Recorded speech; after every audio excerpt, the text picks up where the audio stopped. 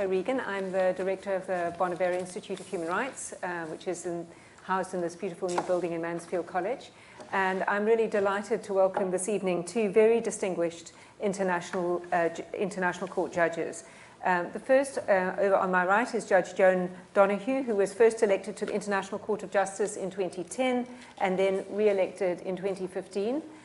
This followed a long and distinguished career in the US State Department, where she served as the principal deputy legal advisor from 2007 to 2010, when she was appointed to the International Criminal Court. And her work there spanned a whole range of diverse topics, including the negotiation and interpretation of treaties, the law of the sea, the environment, investment, human rights law, and international humanitarian law. She's had extensive experience with various forms of international dispute settlement, including claims agreements, arbitration, and adjudication. And we're delighted that you've made the journey to see us today from The Hague. Thanks, Judge Donoghue. And then in the center here is no stranger to Oxford, Judge Theodore Meron, or Ted Meron, who's been a visiting professor in the law faculty here at the university for some time. He's been a judge of the appeal chamber of the International Criminal Court for the former Yugoslavia for a very long period of time. I think you've served 4 terms in that capacity, probably some kind of Guinness Book of Records. And he's also served on the appeals chamber for the International Criminal Tribunal for Rwanda, and most recently for the mechanism for international criminal tribunals, for which he served a 2nd term as president following his reappointment by the UN Secretary General. So we're really delighted to have the two of them here. And for those of you who have attended these conversations before, you'll know that they're really relatively informal conversations, but the idea is to probe questions relating to the separation of powers, to the role of a judge, to the sense of what it means to be a judge. And until now in this series, we've only had judges from domestic jurisdictions. So, of course, these questions have a particular flavor when you turn to international courts and tribunals. And I can't think of two better qualified people to talk about these issues for us this evening. But I'd like to start, as we do in this series very often, by asking both our judges this evening how it was that they came to be a judge and a little bit about their life beforehand. So, Judge Donoghue, if I could put that question to you first. Certainly. First, thank you for inviting me here. I'm happy to be here this evening. Always enjoy visiting Oxford. Well, as you indicated briefly, I did spend most of my career at the State Department. And the State Department legal office is rotational, so people work in various different topics. And as my career progressed, I worked in many different areas. And in 2010, so relatively early in the Obama administration, when the then sitting U.S. judge, Judge Bergenthal, indicated to the U.S. National Group, which is the group that nominates judges for the International Court of Justice, that he was planning to step down, I was asked whether I might want to be considered. And I actually had not thought about it, which distinguishes me from a number of people, especially academics, who had been actually very actively thinking about it. But I was certainly qualified, and Steve Schwabel, my predecessor once removed, in fact had the job, the senior career lawyer job that I had. So I thought about it, and it happened to coincide with the time when my younger of 2 sons was about to start university. So I thought, oh yeah, I could actually do this. Okay. So I indicated interest and was fortunate to be chosen for that. And you know, the International Court of Justice, we do 2 things. We deliver advisory opinions at the request of another UN body, although that's only typically been about 20% of the court's work. Most of what we do is settle what we call contentious cases between states. So not criminal cases, cases where typically one state brings a case against another state.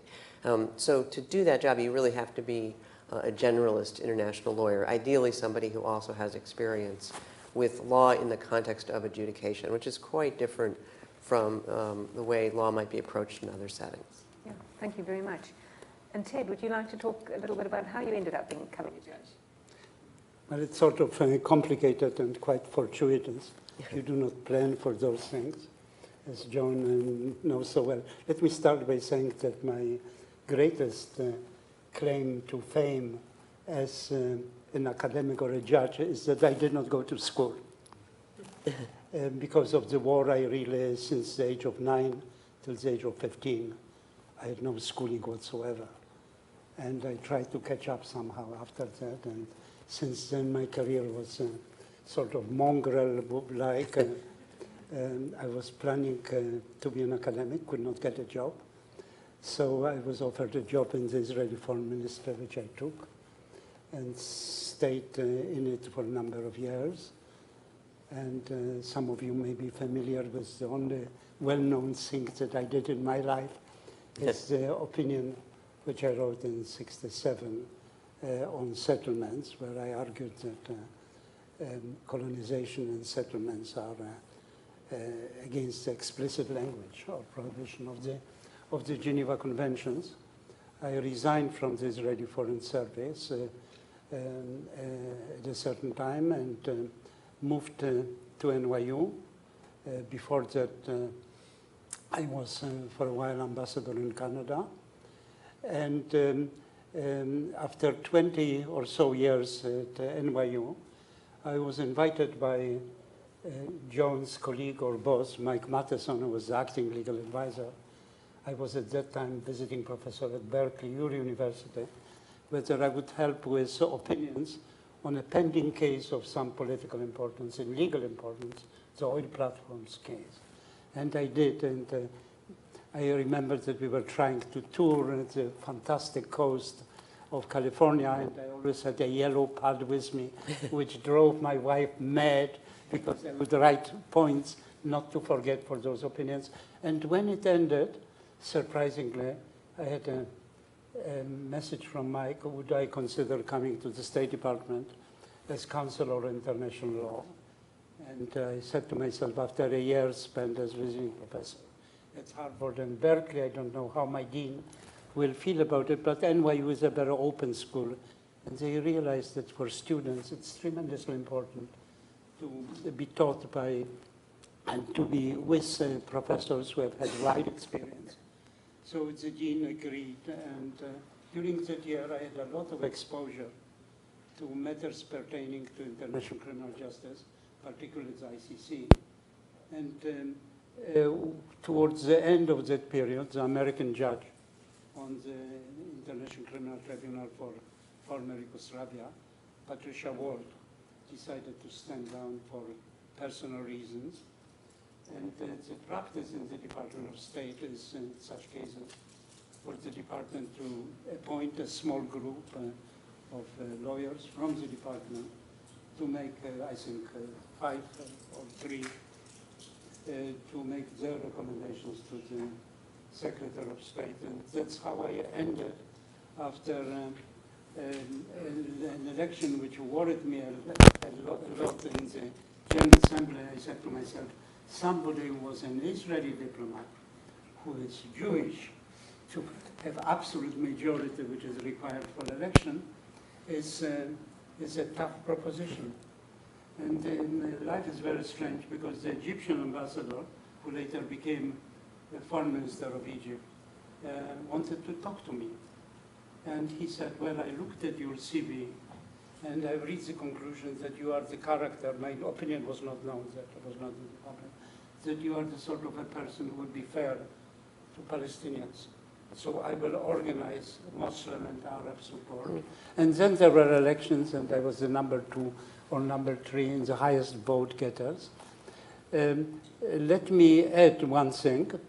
Changing from academia, especially after something like 2 decades of teaching international law at NYU, to a judge requires a complete change of instincts, of intuitions, of the kind of work that you are doing, from being all over the place with analogies and theoretical propositions. You have to focus like laser on both factually and legally on one issue, and to be subject to judicial economy in terms of writing, etc. It's quite a different proposition, different life, different existential existence, but it's something which I, despite everything, greatly enjoyed. Thank you. So one of the things I'd like to turn to now is just to ask both of you to give us a little idea of how the process of deliberation and judgment writing happens on your courts. You're both on collegiate courts in which there are judges from a whole range of backgrounds. Can you just talk about how, once you've heard argument, if the matter's been had oral argument, once you've finished reading the papers, how you go about deliberating and drafting judgments? Shall I start? Yes, you go ahead. Yeah. Yes, and the process within the International Court of Justice is quite different from what I understand to be the process that President Meron will tell us about. So in the International Court of Justice, we are 15 judges. Theoretically, we can sit in chambers, but only when the parties ask for the chambers, which they almost never do. So that means that we hear almost all of our cases, close to all, as a group of 15 judges. We're a court of first and last instance, so that means that as a group of 15 judges, we hear and decide questions that typically one would think of in a national court system as questions that would be handled by a trial judge or a pretrial judge, depending on the system. So I often say that if you were designing a system and you were trying to design a system that is efficient for settling disputes between states, you would not set up a court of 15 people from 15 countries, 15 different legal systems, working in 2 languages. So it's designed to be inclusive of a broad range of perspectives. And everything about the way we organize our work, I think, ties back to that. So we receive written pleadings, we have hearings, and after the hearings, the way we operate is typically each judge goes away and prepares a written document that we call a note, where we set out our preliminary views as an individual based on what we've heard. And we circulate those to each other. So now I've got a stack of mine plus 14 others. After we've digested all the notes, we then meet for a period of typically 3 days. And in reverse seniority order, we each go through and present our views on the issues, taking into account what we've heard from others. And what happens as we go through that is it becomes relatively clear what the difficult issues are, where there's largely agreement, where there are issues that people are really trying to sort through, where we can't quite figure out what to do with an issue, et cetera. At the end of that, then the president summarizes what he or she has heard, and on the basis of that summary, we elect 2 judges to work with the president as a drafting committee. So our drafting is done by those 2 judges and the president. So as distinct from many other bodies, the drafting of our judgments is not done by a registry or a secretariat. Each judge has a law clerk, and those law clerks can assist, but the drafting, we divide the judgment in half as a starting point, and typically the drafting comes from those judges.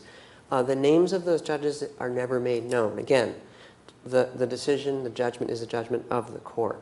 But then, after the draft is produced, we have 3 rounds of collaborative review. We submit written amendments on the very first draft, and then we have 2 additional rounds where we sit again as a group for 3 days or so, and we go through the entire judgment paragraph by paragraph and discuss whether we're happy with it, how it could be improved. And after the first round of those, the drafting committee goes away and makes improvements. So very collaborative, very inclusive, and not very efficient, as I said. And we do have separate and dissenting opinions that, of course, those show the names of the judges. But you can see in our judgments who voted for our judgments, but you can't see who the drafters were, because the drafters are supposed to be the scribes for the group. Right. Thank you. Judge Meron? I must say that I'm full of admiration to you and your colleagues on the ICJ.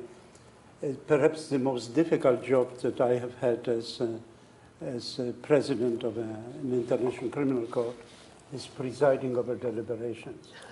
And I would have nightmares if I would think that I would have to preside over a group of 15 plus perhaps ad hoc judges who participate in those same discussions.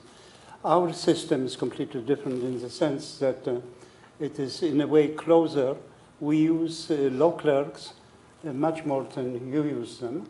Our system in that respect is closer perhaps to the way that American federal courts operate. My son was clerked for a justice on the Supreme Court, and I know how they operate. And there is a great similarity between the way that we operate and clerks operate. Now, when we have, I will speak only about appeals, because I have never been on a trial court, and I hesitate to speak about things about which I do not know anything from my own first-hand experience. When there is an appeal, I, as president, have to appoint a bench of 5 judges, I mean, 1 myself and plus 4. When there is a trial, I appoint a bench of 3, on which, of course, I do not sit. Whenever I appoint myself to a bench of appeals, ex officio, I have to preside over it. When there is an appeal, when the briefings have been completed, and that can take, on a very big case, a very long time, the team, the law clerks, under the president's supervision, but not under the supervision of other judges who compose the panel, prepare a very lengthy document, very detailed document, which is called preparatory document. We call it all prep doc. It can be a document which might encompass, for a very big case, 600, 700 pages. It will analyze in great detail all issues, relevant or important issues of both law and fact. And that will be sent to the panel about a month or so before the hearing to allow them to prepare for the hearing. Hearings, another difference perhaps, although less today than it was once upon a time, hearings in international criminal tribunals are very significant. They are not ceremonial. It's not some kind of a sacred right. We use the hearings to ask questions. When I came to the ICTY in 2001, those questions were fairly rare, and I sort of asked more and more questions, and then my colleagues did the same thing. The way that counsel handle those questions may have a real impact on the impressions they will give to the panel, and may have a real impact on the resolution of the case. This is the time when lawyers can impress us. You ask us a little something about advocacy, and I must tell you that as somebody who presides over many appeals in court, it's sometimes, I don't know whether Joan has the same impression, but it's very exasperating when you hear a lawyer who spends the allowed period of time, be that an hour or 2 hours or whatever, without realizing what is the main point, what are the issues that judges want to be swayed with. And you almost feel like shouting to him, you missed the issue, etc., etc. We never do it. Sometimes we ask a question really to give some guidance to them. Now, after the hearings, we have the first round of deliberations, which is at that time attended by law clerks. And the president would circulate a very detailed agenda, a questionnaire, and all judges are compelled, they cannot abstain, they have to vote on all of those issues. After that, in light of those, the majorities, if any, that have been reached, the law clerks, the team, under the supervision of the president, will prepare the first draft judgment, and it can go to a second or the third. And we leave it to the very end, the question of deliberations on sentencing, on which we always hold in private. It is a complicated system. Our amendments, like your amendments, are very often in writing. There is a very voluminous exchange of memoranda among the judges.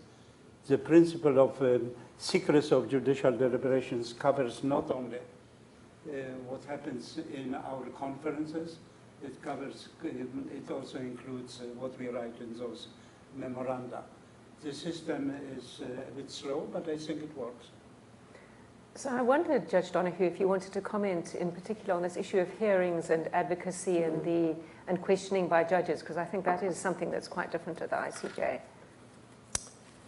Yeah, I think the practice in the ICJ has varied over time.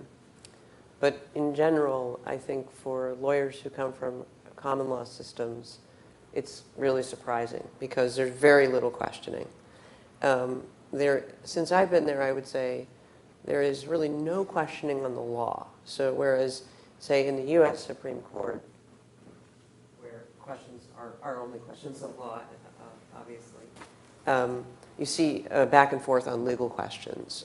For us, the questions that are asked tend to be questions that seek to make sure that the judge who's asking the question has an appreciation of the facts that are being alleged, because we can't get that from any other source other than our record. But in general, so 15 judges, the traditions and requirements for the composition of the court mean that almost always a large majority of the judges will come from the civil law tradition. Right now, there are 5 of the 15 judges who come from the common law tradition, and that's about what you would expect. It could vary plus or minus 1. So we're a very distinct minority. We have the same problem. And the judges from the civil law tradition not only are not terribly inclined to ask questions, but sometimes they even are uncomfortable when there's cross-examination of a witness by counsel who come from the common law tradition. They view that, they'll often comment privately that they view that as rude maybe or overly aggressive. And I think similarly, sometimes they feel uncomfortable asking questions of witnesses. But we have asked more questions recently. And the practice that we've adopted that works pretty well increasingly is to put questions to the parties in our first round and ask them to respond in the second round. One difference is who are the parties, their states. So a prosecutor is a prosecutor, and a defense attorney representing an individual represents an individual. But somebody who, whether the person is a government official or a hired counsel representing a government, is quite frequently probably not comfortable answering on the fly. So we do give them time. Still, at times, one would rather ask a question of immediate clarification. And I think one reason why we don't do that is the fear that if we started to do that with a group of 15, it could become very, very unwieldy. Yeah. I mean, having sat myself on an 11-member court, it's very difficult once everybody starts asking questions. But on the other hand, as a judge, it's often what you want to do. You want to put your difficulties. You have read the papers. You know what their arguments are. So it's always a challenging matter. I want to turn... So when you're in the Constitution Court in South Africa, the 11 would ask questions? Would ask questions. Yes, and one of the issues was designing the court so it wasn't too much like a tennis match, you know, because with 11 judges, you know, counsel would have to turn from one judge to the other and try to get the proportions right. But it can be challenging. So I want to turn to one of the themes of this series of conversations, and it may, in fact, not be a theme that has a particular resonance in the international sphere, and that is the question of the separation of powers. Of course, for domestic judges, they're very conscious always that in their decisions and in the cases that come before them, particularly big public law and constitutional matters, they're in some way, in some relationship with the other arms of government. Does this set of concerns have any purchase at all, in your view, in the international sphere? Perhaps we'll ask from the perspective of the two different jurisdictions. First, from the International Court of Justice. Well, the interesting thing, when I think about that question in respect of the International Court of Justice, I think about the fact that we have something that's nicknamed a world court. Of course, it in fact only has jurisdiction over cases to the extent of states' consent. So that's an important limitation to keep in mind. But when we study separation of powers, at least in the United States, we have 3 branches, and they each have quite robust powers that are set out in the U.S. Constitution. There aren't comparable powers internationally. And one theme that I think occurs over and over when I talk about the International Court of Justice is the frustration with that, with the absence of an international executive and an international legislature, if you will, often seems to be the source of questions about the court. So why can't the court do more of this? Just about every time we issue a judgment, somebody will write something that says, it is very unfortunate the court failed to take the opportunity to develop the law on X issue. Well, we didn't. And the reason that there's a wish for it is that there isn't a legislature to do it. So I think we see a lot of interest in pressing this court and undoubtedly other institutions to perform functions that don't have analogs in the international so-called system of governance, if you can even call it that. Yeah. And the role of the International Court in relation, for example, to the increasing number of international tribunals, for example, the administrative tribunals, although it's always been clear that some of those things, there's been interpretive roles for the International Court, it hasn't really sought to exercise any kind of really energetic supervisory review jurisdiction over those, or would you think that is changing, or that is likely to change? It certainly has not sought that, and to me that's a really weird part of the court's jurisprudence, the idea that a group of supposed experts on international law have this strange role of reviewing, at times, decisions of administrative tribunals on personnel questions is, to me, very odd, actually. But I would say also that the International Court of Justice is very, very traditional, and our neighbor in the Peace Palace, the Permanent Court of Arbitration, not a court, not permanent, but a very successful and thriving mechanism to support arbitration, is very entrepreneurial. The Law of the Sea Tribunal is very entrepreneurial, and a lot of times I feel, well, I majored in Russian studies, so this is why maybe I think this way, but I feel like we're the Soviet factory manager, and we have felt boots, and if you want felt boots, come to us, and they are the innovators and say, well, we can do this, we can do that, etc. So there are differences among these different bodies, to be sure. We tend, and it's not my favorite aspect of the ICJ, but we tend to be more inclined to stick to tradition than a lot of other institutions. Interesting. Well, I think that the simple answer to your question is that, of course, we do not have in the international field classical separation of powers, but I'm not sure that this exhausts the question. First, regarding the point where I concede to the question, we do not have a police power of our own. Neither can we borrow a police force from another, from a government or from another institution. Nor are we like court in, say, South Africa, part of a broader apparatus of the government. Yeah. We are not part of the, for example, the Ministry of Justice. But does it mean that we do not have, at least in international criminal courts, some elements which could be analyzed in terms of separation of powers? Now, in the ICTY, ICTR, and the mechanism, we have an organ, our parent organ, which is in a way our legislative organ, which is the UN Security Council. So when I needed, as president of the tribunal, change of a statute in order to take, for a while, to borrow from outside ad litem judges, because we were short of judges, I would go to the Security Council, and they would amend in the statute, which is a statute which they adopted under Chapter 7 of the Charter. And so they would, in effect, act as a legislature. Or take the ICC. The ICC has an assembly of state parties, which is a legislative organ, even in the sense that they would adopt their rules of procedure.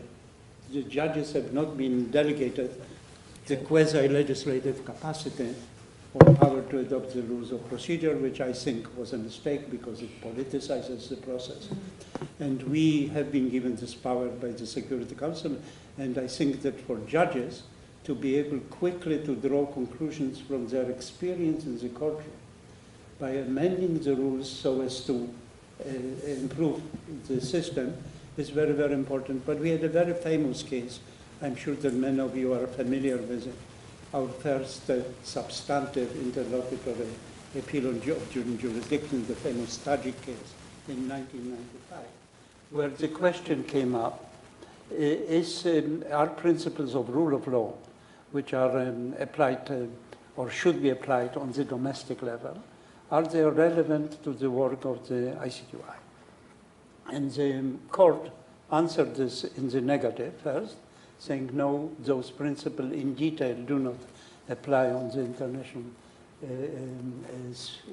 plane, on the international level, but nevertheless, states do not, including in this case the Security Council, did not establish the tribunal at the mere quote-unquote whim of the government, and they expect you to apply fully those principles of the rule of law which pertain to due process and human rights. So this was not perhaps a very satisfactory answer, but nevertheless acknowledging that you cannot apply the totality, the panoply of rule of law principles on the international field, even not to international tribunals, but there are certain principles which we apply day and night, and these are due process principles and human rights of the defendants. Thank you. So we talked a little bit, a little while ago, about the challenges created for an international tribunal, drawing as it does on a range of lawyers from very different sorts of legal systems. And the real question as to how one can go about to create, firstly, a set of common understandings about how the court or tribunal should work, and a set of, perhaps, in the best case scenario, synergy in a kind of a way between the different understandings of different legal traditions. I imagine that remains an ongoing problem. For every new batch of judges who are appointed, everybody has to almost reinvent their ways of dealing with this. I don't know if you'd like to comment a bit further, Judge Donoghue, on how you see these competing or different approaches to law being evidenced in your work at the International Court of Justice. The differences are quite pronounced in respect of the approaches to the first instance questions. So questions about fact are treated quite differently in the common law versus civil law systems. When we're talking about law, international law, treaty interpretation, we don't see that distinction. It also doesn't correlate to outcome in the sense that it's not necessarily the case that the judges from the common law tradition are inclined to go in a particular direction substantively as compared to the others. It has to do with the way we think about and talk about the issues. And so on first instance questions of fact, our court has articulated in general an idea that would be familiar to those of you here, which is the idea that in general, a party that is asserting a fact has a burden of proving the fact. So, okay, on both sides, there's comfort with that. But judges from the civil law tradition don't embrace the idea that a court should articulate the standard of proof. In other words, how much certainty do the judges have to have? And so those of us who come from the common law side, if you look at decisions of U.S. courts, quite often early in the decision, there's an articulation of what the standard is, a standard of review if it's an appeal. And so the idea of balance of probabilities, for example, would be familiar in a civil case. So that's the way we tend to think about it on the common law side. On the civil law side, they view this as a matter for the judge's intimate conviction. And it changes not only the way one organizes one's thinking, but also the way one writes a judgment. Another distinction that comes up quite often in more technical sorts of cases involving science in particular, is the way that experts are handled. So basically, one of the key differences between the two systems is the adversary system that we're familiar with in the common law versus an inquisitorial system, which is more judge-driven. And in our system in the common law, we expect the parties to prove their cases. And if they want to prove it by bringing in experts, the way I look at it is, okay, if you want to convince me of a complicated scientific or technical issue, present to me your evidence in a way that a judge can understand, in a way that I can write in a judgment, and if I'm convinced, you'll win. And so the tendency is for the common law judges to think that that's fine. And in the civil law system, the practice is instead for the court to appoint an expert or experts to advise it. That's not very common, at least in the United States. It's actually quite rare. The ICJ does a little of both, but we are very much a party-driven court. So most of the time, when the parties have put forward experts, we just let them do that. We are currently deliberating on a case where we appointed experts to go and look at an area where there's a dispute over sovereignty in the area, and we decided we needed experts to give us information, and we weren't convinced that it would be a wise course for us to leave that to the parties. But in general, we don't do that. Could I just follow up on the burden of proof and standard of proof question? Is there a developed understanding that when one party meets a particular level of having to establish a fact, that will impose a burden of evidential persuasion on another party to produce something? And that's quite important in a common law system, the idea that, okay, well, you've met it there. If they're going to establish a defense or some sort of avoidance, they need to establish that. Presumably you don't work with those you know, it's a good question. One doesn't see it articulated in our judgments in the way you would expect to see it in the common law system. But the basic idea is that in general, a party needs to establish facts that it asserts to be true. And so that would apply equally to a defense that's asserted on basis of facts. So in a human rights case where the respondent says, we did advise the detained person of the charges against him, we did give him notice that he was going to be expelled from the country. The state can be expected to have evidence of that, and in that particular case, negative inference was drawn against the state because it had no such evidence. Let me start by saying, by referring to what Joan mentioned a moment ago, that their court is to a very large extent a party-driven court. I think this applies to us too, because we follow basically the common law system, which is an adversarial system, which is really led by the prosecutor and the defense. In that respect, there is a major similarity between the two systems. Now, when you become a judge in an international criminal tribunal, you realize very soon after you have become a judge that you cannot take it for granted that your colleagues, those who have come from common law, from civil law, will share the same values, the same principles, the same approaches. So you really have to start learning anew and trying to establish some kind of a workable synergy between the two systems. When it comes, for example, to the question of precedent, we try either to cite a precedent and to situate our case within it, or sometimes to distinguish the precedent. Now, civil law judges will have a much more relaxed attitude about the persuasive or certain not obligatory nature of the precedent.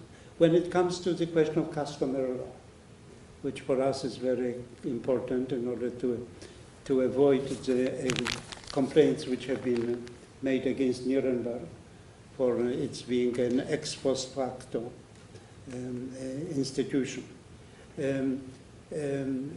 Again, I think that those of us, and we are minority on the court, who follow the common law principles, take customary international law much more seriously than our colleagues from civil law countries, who would, however, perhaps take much more seriously general principles of law and theory of law than we do. Now, over time, the relationship, the power and the influence of these two systems in international criminal tribunals have changed. We started almost from a pure common law system, partly because the United States helped the ICTY. In fact, that's an understatement. Draft its rules of procedure. In fact, they sent, the State Department, the Justice Department sent a proposal which basically was adopted. So in the beginning, we had very, very few elements taken from the civil law.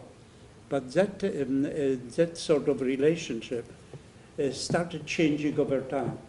We realized that in terms of powers of the judge, presiding judge, the more robust powers which civil law gives a judge in courtroom may be something which provides advantages. So we took from civil law two institutions, one of pre-trial judge and one of pre-appeal judge, and we applied them constantly. In every case over which I appeal, over which I preside, the first thing that I do is appoint myself a pre-appeal judge, which enables me to deal with lots of things, like, for instance, timing for submission of briefs or length of briefs, solo instead of invoking the whole tribunal. Now, where we have made tremendous, where civil law had a tremendous influence, was on the law of evidence. A little bit less on procedure, but for example, on evidence, we have now almost completely opened the door to introducing written testimony. And we don't have the classical difficulties that common law judges have with it.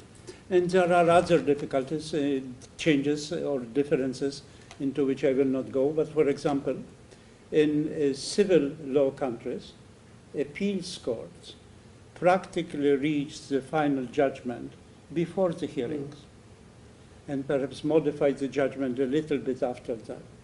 In criminal courts, we never ever do that except after the hearing, and in that respect also, we are really quite different. Earlier on, Judge Meron, you referred to not having police powers and powers of enforcement. So this obviously is one of the classical issues of separation of powers that arises for courts at the domestic level, but also at international level. And I wondered whether, perhaps you might just swap for a minute from the answers first, whether you might like to talk a little bit about enforcement of court orders, both procedural sorts of court orders and substantive rulings and orders made at the end. That's a very, very interesting question. And initially, the tribunals were somewhat uncertain about it. And it was only in 1997 or so that in one of our judgments, the appeals court, I think, said that the governing text here is Article 25 of the Charter of the United Nations, which obliges states to accept and to comply with decisions of the Security Council. And a relevant article in our statute, let me emphasize, is one which is the Security Council adopted, invoking explicitly Chapter 7. So the court said, well, given these two provisions, we have the power to issue orders to governments. Now, where those orders first of all, we are terribly dependent, totally dependent on cooperation of governments in conducting investigations, in enforcing subpoenas or arrest warrants, in providing protection to sensitive witnesses, and trying to escort them from a sensitive, dangerous place to a place where they may have a modicum of security. So we are terribly dependent, yet initially, the support or the cooperation we had, or enforcement, that we obtained from, say, entities, countries of former Yugoslavia were very limited. Why is that so? Political reasons, surely. The fact that some of those countries doubted the legitimacy of the tribunal.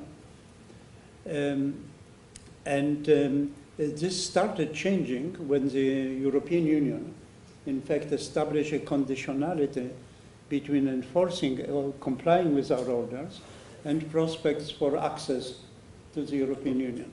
The United States, too, was very helpful because it affected United States support in terms of economics and so on. Recently, we have had much more cooperation from states, and as a result of that, our policy with regard to provisional release, bail type of situation is much more liberal now than it was before, because we, in every case, when we release somebody temporarily, we obtain a written commitment from the government that they would, in fact, escort the person back to the Netherlands should we request so. So the fact that we have obtained more legitimacy, the fact that the EU was willing to exert its muscle, the fact that the United States was willing to exert its muscle in toto produced a situation where we have much more compliance than we ever had. But there are areas which are legally very interesting, where we have still major difficulties. Our jurisdiction basically you could divide into two areas, where we have statutory competence, say over the main crimes, etc., and where every court, we claim, has inherent jurisdiction in matters pertaining to prohibitions on disclosing protected information or intimidating witnesses, etc. We have early on interpreted the statute as having an implied recognition, at least, of inherent jurisdiction. Now, we did have problems with some countries which recently would still be complying with orders pertaining to cold crimes, but would say, well, inherent jurisdiction is not in the statute. We did not incorporate it in our laws, and we will not comply. And that poses a difficulty, or another difficulty of which you may be aware, which we have on compliance, which we have recently had, was with a colleague of mine, a Turkish judge, who was arrested for whatever reasons, Gulenist or whatever it is, and he is on a bench to which I appointed him before his arrest.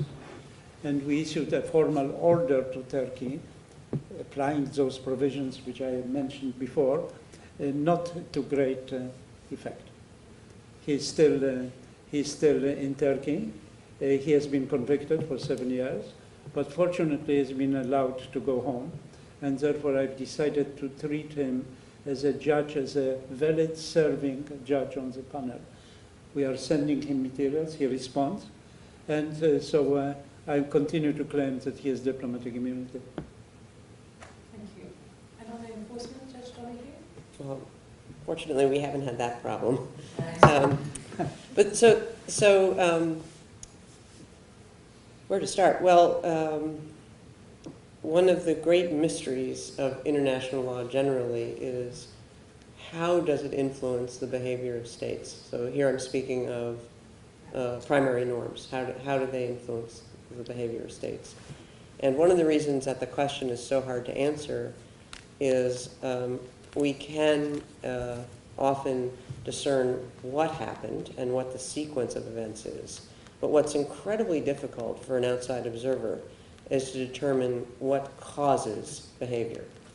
So for a court, when we render a judgment, we hope that the judgment we render will influence the behavior of the parties, and in particular, if we decide that a party, usually the respondent, has not met its obligations under the particular provisions of international law, we hope that the judgment will be given effect by the losing party. And so then you confront another problem, which is once we decide a case, we don't have jurisdiction over it anymore. It goes off our docket. We're not a monitoring body. So quite often I find frustrating the fact that I don't even necessarily know what has happened after we've rendered a decision. And I have on several occasions encouraged academics to pursue that, to actually organize information more comprehensively about what happens after we render our decisions and make it more publicly accessible, because it would be quite useful to know as much as can be known about what has occurred. So most of the time, the losing state does comply with our judgments. But there's a distinction between whether the behavior changes and the question of effectiveness of our decisions. In other words, I think effectiveness has to do with the extent to which either a substantive provision of law or a decision by a court is the cause or a major cause of a change in behavior. And one case that I think is very interesting in that respect is the case we decided a number of years ago, Belgium versus Senegal. Belgium brought the case against Senegal and said that Senegal was not meeting its obligations under the Convention Against Torture because the former dictator of Chad had been resident for a long time in Senegal, and the Belgians asserted that Senegal had an obligation to prosecute him, or if it did not do so, to extradite him. We found that Senegal had that obligation, had failed to meet it, and ordered Senegal to prosecute him without any further delay, I think was the wording. So soon after that, trial proceedings began. But what else happened? The African Union and the Senegalese got together and organized a special African chamber to hear the case. Various donor countries, including the United States, including certain Europeans, and the African Union contributed to the funding. And one particular human rights group, Human Rights Watch, which had been very vigilant in watching the issue, kept the issue in the focus, at least for certain audiences that were attentive to the case. And remember, you have a language issue going on. Senegal is francophone, and there wasn't as much information about what was going on in that case in Anglophone press as there was in the francophone press. So Human Rights Watch played a useful role even in making awareness of that. So I asked myself, well, what was our role? I think we contributed to that result. Oh, I should say also there was a change of government in Senegal right around the time of our decision. And my recollection is there was a particular minister, I think a justice minister in the new government, who was very focused on doing, in fact, what we wanted. So a lot of times it takes a lot of events going on at once in order for something to happen. So you can say, okay, we rendered a decision and there was compliance, but you have to look at the question in a broader and more comprehensive way and appreciate that an international court has a piece of the puzzle and can contribute to moving issues forward, but often it can't do it alone. Could I add something to this question of monitoring, which I find quite fascinating? I am wondering whether the International Court of Justice could not, by amendment, for example, to rules of procedure, enlarge a little bit on its monitoring power. We confronted this problem frequently, especially when we were authorized by the UN Security Council to refer cases of not the highest, the most important, the most responsible defendants to national jurisdictions. So when we referred cases to former Yugoslavia or to Rwanda, the question arose, how can we make certain that elementary principles of due process will be followed in those cases? Because we arrogated to ourselves the power to revoke the referral should we decide, should we find that in fact due process is not being observed. So we resorted, for example, we have a number of people who are being tried in Kigali, and they've constantly been complaining about their due process rights being violated. Now, the way we went about it, because it's a very delicate problem, we reached an agreement with the Kenya branch of the International Commission of Jurists, who agreed to monitor those cases. And the question which of the reports should become transparent and open, etc. We, in principle, publish those reports. They are very, very sensitive. But I think that without that monitoring power, which we have, and the danger perhaps out there on the horizon, that in extreme cases we might revoke the referral has some influence on the way that cases are conducted.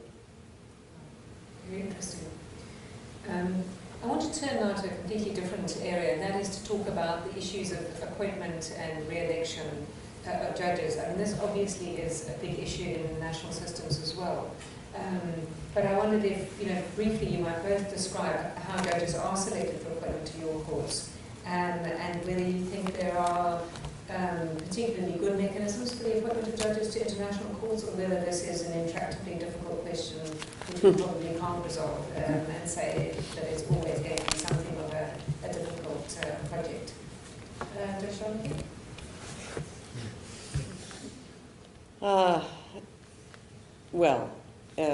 First, so how do judges end up on the ICJ?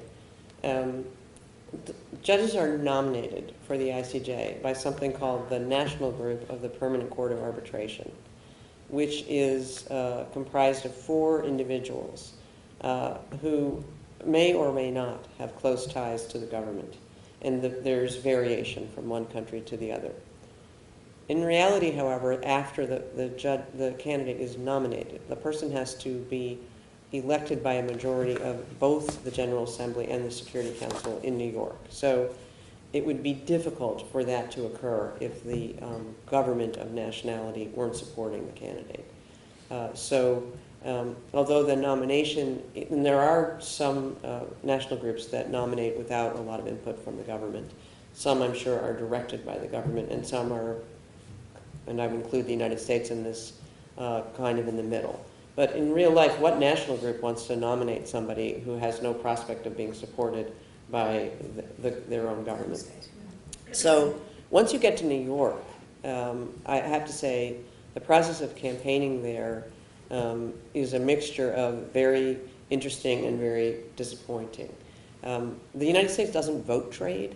Almost all states do. So for the states involved in vote trading, it's got to be especially disheartening for the candidates for a judicial office, knowing that you're meeting with an election officer from country X, who actually isn't interested at all in you as an individual, but is only interested in making a trade for some other post of interest to that. So it's, I would say, not a great system in many respects, but then you have the question, how would you improve it? And I'm not sure what the answer to that is. But I would say in New York, having met with a great many delegations, certain of them, I think, actually care about the qualifications of individual judges. Are very, my attitude was I have to assume that every single one of them does care. I'm the product, so I will have to convince them that I'm worth buying. And I really took it very seriously and tried to make each conversation one that I thought about in advance. What would I want to say to this particular state? Of course, sometimes they show up and they try to talk about their cases, which they're not supposed to do. So I steered them away from that. It can be disappointing, I think, knowing that there is an excessively political element, regional group driven, which is often what one sees in New York. I don't know how you make it better. I would say that re-election is uncomfortable. And in the ICJ, we serve for 9-year terms. Judges can stand for re-election and often do. Although I read recently that the average length of a term of an ICJ judge is 10 years. So that suggests that because sometimes we come in the middle of a term, so we don't end up serving 2 terms. There's nothing we as judges can do to change the re-election point because it's in the ICJ statute. To change the statute requires the same procedural hurdles to be overcome as amendment of the UN Charter, and I don't think that they're going to be opening up the UN Charter to amend our election procedures. But it is, I'd say, particularly uncomfortable when sitting judges are standing for re-election. And is it your sense in that process that the judge's record in terms of either decisions or what the judge has done on the bench is a factor, or do you think that's not really a factor, that may be a perception issue but not actually a real issue? Do you have a sense of this? I actually wish that I believed that a significant percentage of the delegations voting are informed about the legal views, expertise, qualifications of the judges. That would be better from my perspective, even if it meant that they were sometimes voting against me because they don't like the fact that I think that there should be broader opportunities for third states to present their views. They want to vote against me. I'd rather have them know that and vote against me than voting for other reasons. Think that I'm a judge of the International Criminal Court, which happened to me, and which I discovered once when I was campaigning. So the voting for ICJ judges is secret ballot, but not only does the National Group of Nationality nominate, but there can be co-nominations. And when I was standing for election the first time, I was running effectively in a by-election. The U.S. judge had stepped down after 10 years, and I was the only candidate. And I actually took it very seriously because I figured, well, I don't want to take it for granted, and I want to show respect to these delegations. And I started noticing that I was receiving co-nominations from these countries that were very puzzling to me. Then I looked at the list of cases and I realized, sometimes states co-nominate a judge where they have a case pending. And that's bizarre and uncomfortable. For me, I just try not to think about that part. I mean, do they really think that I would be influenced? They must, or they wouldn't bother. I hope that no judge is influenced by that. I mean, really, if you think about it,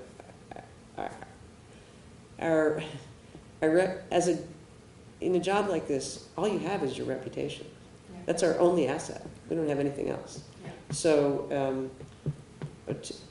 for me, if I ask myself, well, would I want to be perceived as reaching decisions for reasons that are other than the ones that I should use? The answer is no, and I like to think that that's the way my colleagues think as well.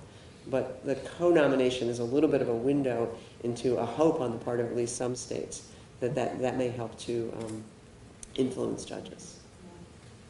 Joan put it extremely well, and I think that the way she formulated our belief that no professional judge will vote in a particular way in order to increase his prospects for re-election is exactly right. But the question is not only how he will vote or she will vote. We have when it comes to nominations, elections, re-election, we have also the problem of appearances. I have just spent a week or so on the mechanism business at the United Nations, much of that in the delegates lounge. And I saw so many of John's colleagues meeting one delegation after another. It is, in terms of perception, somewhat embarrassing. Now, American federal judges, of course, are elected, appointed for life. British have at least a statutory age limit. Judges in institutions such as Joan or my own, although we have a different period of years for which we are elected for a period of years, and in situations where a re-election is not excluded. We are supposed to be nominated for having the requirements for election or nomination or appointment to the highest court of the land. I would like to hope that many countries follow those principles. I'm not convinced that all of the countries follow those principles. I find the idea of a judge campaigning primarily for re-election, but even for election, somewhat embarrassing. Now, in the case of the ICJ, especially in the case of re-election, suppose there is a sensitive advisor opinion on the agenda. Would the judge vote in a way which he can expect to be opposed to that desired by the majority of the General Assembly? he needs the absolute majority or she in the General Assembly. In criminal tribunals, I would prefer to give an example, not to have to recuse myself, of somebody who is no longer alive. So would then a judge, say in my court, vote for acquittals of, say, President Milosevic, knowing how the United Nations might react to that. Vote trading is something which is now followed, I think, perhaps by 90% of the United Nations. When I am from time to time running for re-election, and I have made it so far, typically I would be asked, would the United States compensate me by voting for somebody who is running for Human Rights Council or something like that? It is a major problem. Now, Joan said, well, the system is perhaps not ideal, but we don't know how to fix it. That's correct. One of the ideas that has been around for a long time is perhaps to give judges a longer but single term of office in order not to have this. This is not without disadvantages, because you would lose a lot of judicial experience. But nevertheless, it might, in the balance of things, be a way to deal with that. It's a problem which we have not resolved. Yeah. I think there is no perfect system at a domestic level either. All of them have pros and cons. It's very difficult. Well, there are lots more questions I could ask you, but I think we should open this up to the floor.